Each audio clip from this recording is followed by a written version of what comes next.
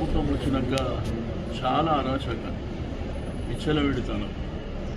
ఒకవైపున నిన్న ముఖ్యమంత్రి గారు చెప్తారు, డబ్బులు ఖర్చు పెట్టుకోకండి, సర్పంచ్ ఎన్నికల్లో మంచి వాళ్ళని ఎన్నుకోండి అని చెప్పి. ఈ యొక్క కొడంగల్ అసెంబ్లీ సెగ్మెంట్లోనే 28 పంచాయతీలు ఉంటే 25 ఏకగ్రీవం ఎట్లయితుంది? ఇది డెమోక్రసీగా? అంటే ప్రజాస్వామ్యాన్ని మీరు పూర్తి చేయకపోతే 25 ఏకగ్రీవం ఎట్లయితుంది? దగ్గర 165 వరకు ఏకగ్రీవం అయినాయి. మన అసెంబ్లీ ఎలక్షన్లో కూడా ఇట్లనే ఏకగ్రీవాలు చేసుకుంటూ పోదామా?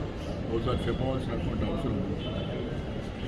మీరు మీ నియోజకవర్గాలలో నయానో భయానో డబ్బులు వెదజల్లి పోలీసుల రాజ్యం నడిపించి మీరు ఏకగ్రీవాలు చేసుకుంటూ, నిన్న రవీందర్, ఎక్కడైతే ఆదిలాబాద్ జిల్లాలో రవీందర్ అనేటువంటి బీసీ బిడ్డ వాళ్ళ భార్య నామినేషన్ వేసి అతని 4-5 రోజుల నుంచి టార్చర్ చేస్తే రాత్రి ఆత్మహత్య చేసి చనిపోయాడు. అదేవిధంగా నల్గొండలో కూడా దౌర్జన్యపూరితంగా ఒక బీసీ బిడ్డని ఎత్తుకెళ్ళి కాంగ్రెస్ పార్టీ నాయకులు మూత్రం తాగిపించారు. అంటే బీసీ బడుగులు అంటే ఈ విధమైనటువంటి దౌర్జన్యాలు మీరు ఒకవైపుగా చేసుకుంటారు.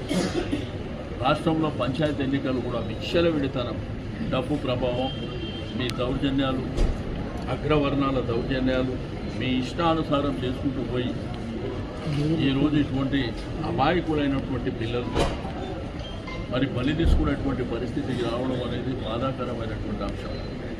నేను రాష్ట్రంలో ఉన్నటువంటి బీసీ సమాజానికి రిక్వెస్ట్ చేసేది ఒకటి, ప్రత్యేకించి యువకులు కూడా రిక్వెస్ట్ చేస్తూ ఉన్నాను, మీరు దయచేసి ఎమోషన్ కాకండి, తొందరపడి నిర్ణయాలు తీసుకోకండి. మీ పక్షాన పోరాటం చేయడానికి, ఈ ప్రభుత్వం మెడలు మోచడానికి మేము ఉన్నాం.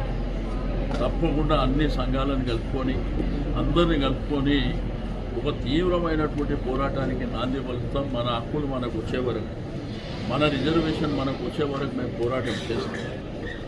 రెండోది, ఇక్కడ సాయేశ్వర్ కుటుంబ సభ్యులని తప్పకుండా పార్టీ పక్షాన అన్ని విధాలుగా మేము సపోర్ట్ చేస్తాం.